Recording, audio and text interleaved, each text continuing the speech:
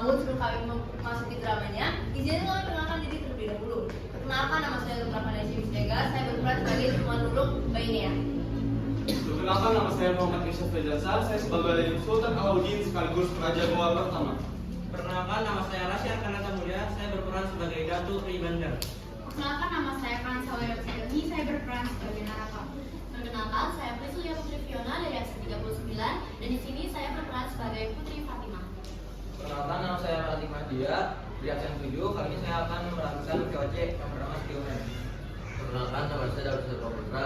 Di sini saya sebagai Sultan Nasaruddin sekaligus Raja 30. Dan saya dari Saka. Saya berperan sebagai Sultan Abdullah atau Raja Talo. Selamat menyaksikan.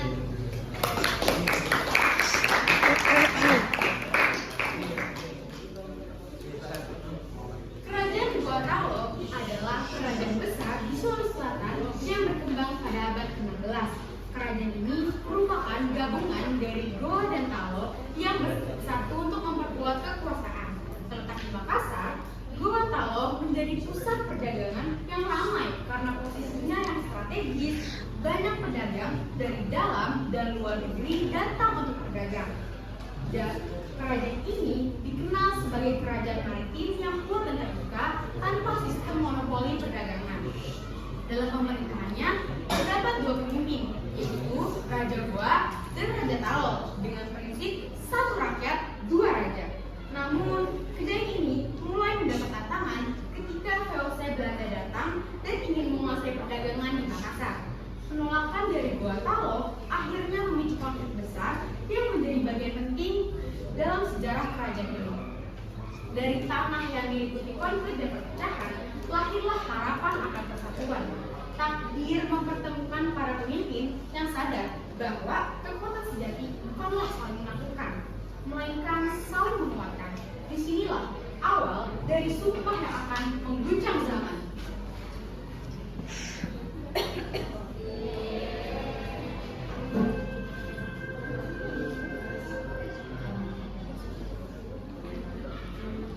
Wahai Raja Talo, lihatlah ke langit, bintang yang sama menyinari kita. Namun mengapa kerajaan kita harus terbelah oleh dendam yang tak kunjung usai? Ampun baginda. Ego kami telah menutup mata kami. Sana susah. Bamai. Ladang-ladang kita terbakar karena perebutan wilayah yang tidak perlu. Kekuatan sejati tidak terletak seberapa tajam bagi kita melukai saudara sendiri, melainkan seberapa kuat tangan kita menggenggam untuk melawan musuh dari luar. Baiklah, maka hari ini menjadi saksi di mana kerajaan Goa dan Talo tidak akan dibatasi oleh tembok lagi. Kita adalah satu nafas dalam dua raga.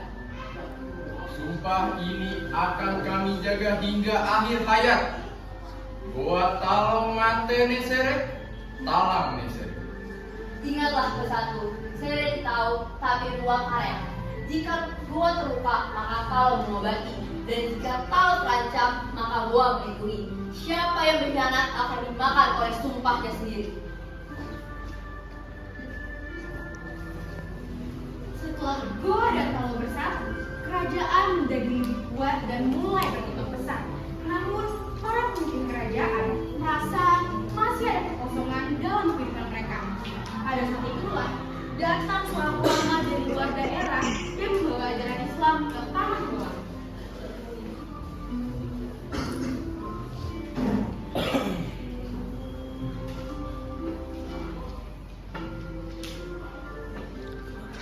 Assalamualaikum warahmatullahi wabarakatuh. Assalamualaikum. Apa itu? Dan siapa Anda? Saya ada bukti bagi. Saya datang ke sini untuk menemui raja yang memerintah di bidang ini. Raja yang memerintah di wilayah ini adalah Tuan Sultan Alauddin. Ada apa? Saya ingin berbincang dan bertemu. Baiklah, akan saya antar. Baginda, ada seseorang yang ingin bertemu dengan Anda. Siapa tamu banget? Beliau bilang beliau adalah Datuk Ribandar. Silakan saja. Silakan. Assalamualaikum warahmatullahi wabarakatuh. Assalamualaikum warahmatullahi wabarakatuh. Apa tujuanmu datang ke sini, wahai? Saya datang ke sini semata-mata hanya untuk menghilangkan perbedaan.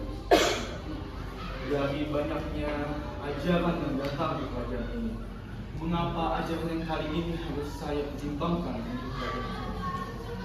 Wahai ajaran, ingatlah sebuah pesan. Ajaran Islam mengajarkan kita tentang akhlak berbudi, yaitu berakhlak dengan budi. Agama Islam juga mengajarkan kita tentang tauhid, yaitu keesaan. Dan ajaran Islam juga mengajarkan kita tentang Datuk, sejujurnya, selama ini hatiku tertulis. Apakah ajaran yang kau bawa saat ini dapat membawa kedamaian bagi kerajaanku? wahai ajaran. Ingatlah, dunia ini sifatnya hanya sementara. Ajaran Islam tidak datang untuk mengambil tahta, tetapi ajaran Islam datang untuk menunjukkan siapakah pemilik tahta yang sebenarnya. Ialah Tuhan yang Maha Esa, Maha Raja atas segala semua yang ada di bumi ini. Ialah Allah Azza wa Jalla.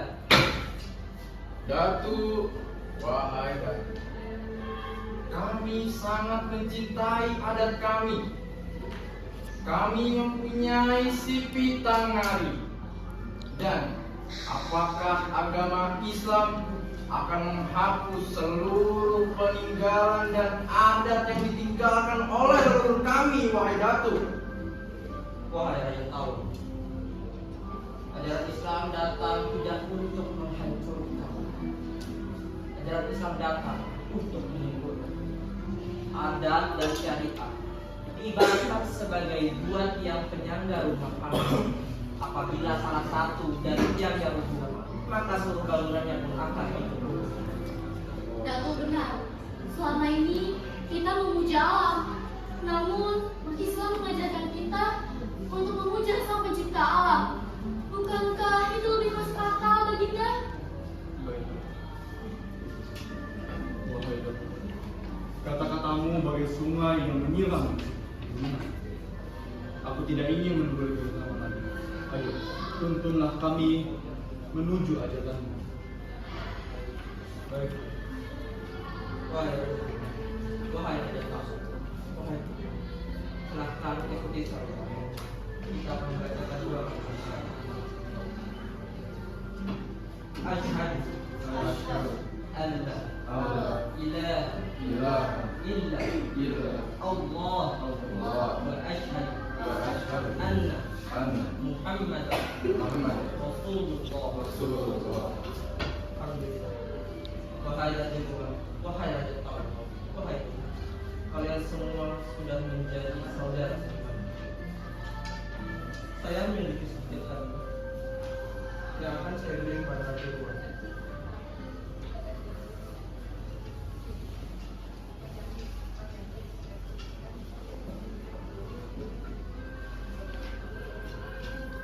Wahai Raja, ini adalah benda peninggalan dari tempat kelahiran saya.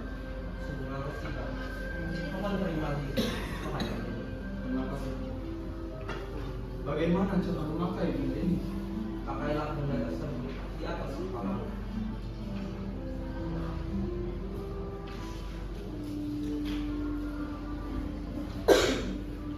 Mulai saat ini, kerajaan Goa Taro saya tetapkan sebagai kerajaan Tauhid. Terima kasih, Datuk. Saya juga punya hadiah untuk Datuk. Mari saya ajak Datuk untuk mengelilingi kerajaan saya. Mari.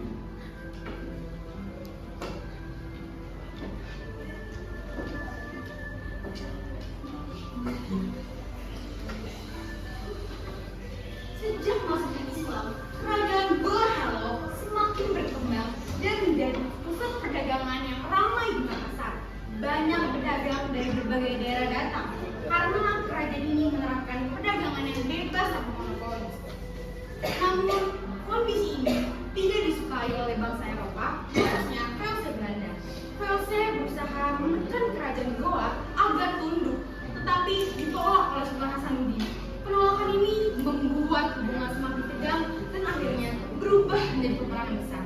Dan dari sinilah konflik antara Gua Talo dan VOC dimulai.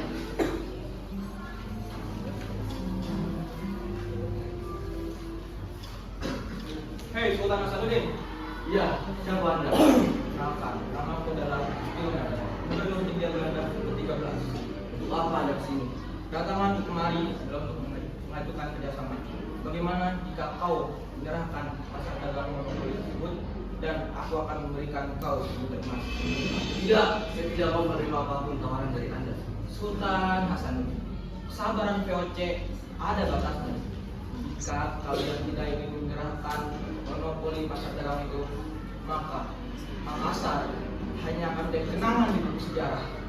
Tuan Sudirman, kau bicara seolah-olah laut ini miliknya negara. Laut ini milik Tuhan.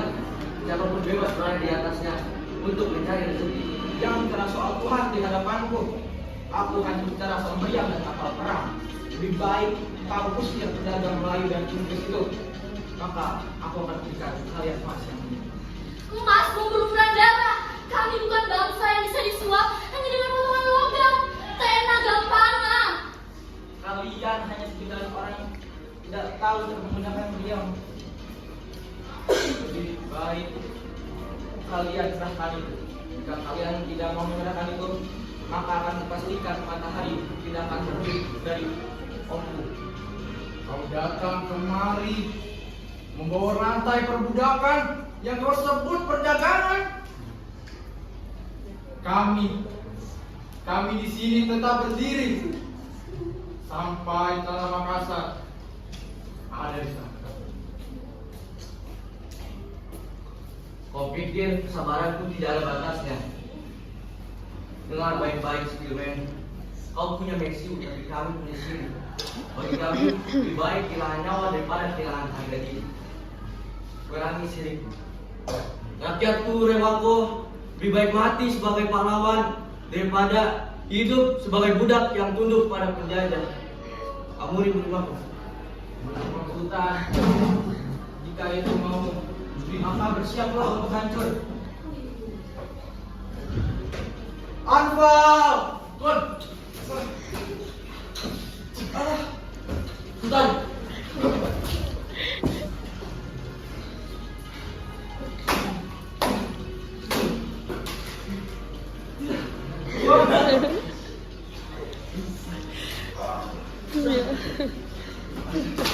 Kameraku.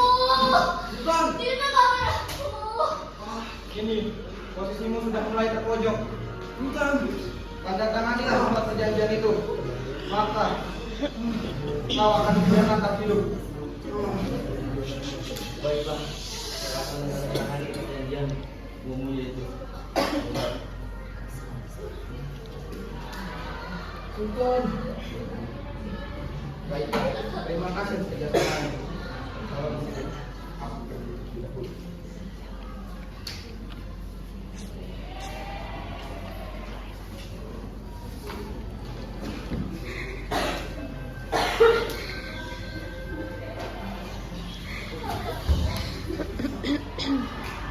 Meriam telah meletus, darah telah tumpah.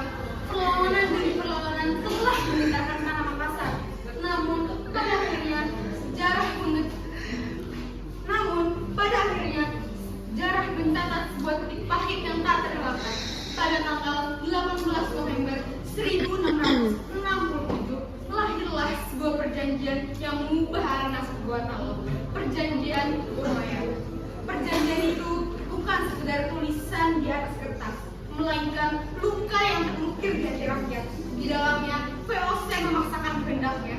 Monopoli perdagangan harus diserahkan, benteng-benteng harus dihancurkan kecuali yang mereka kuasai. Wilayah kekuasaan Goa dipersempit, dan pelabuhan Makassar yang dulu bebas dan ramai harus tunduk pada aturan penjajah. Akibat perjanjian ini, kerajaan Goa mengalami kemunduran dalam bidang ekonomi dan kekuasaan. Rakyat pun kehilangan kebebasan dalam berdagang. Walaupun demikian, semangat perjuangan Sultan Hasanuddin tidak pernah hilang. Ia tetap dikenal sebagai pahlawan yang berani melawan penjajahan demi mempertahankan harga diri dan kedaulatan kerajaannya. Semangat itu terus hidup hingga sekarang. Itulah kisah Gua Talo tentang kesatuan persatuan dan mempertahankan kehormatan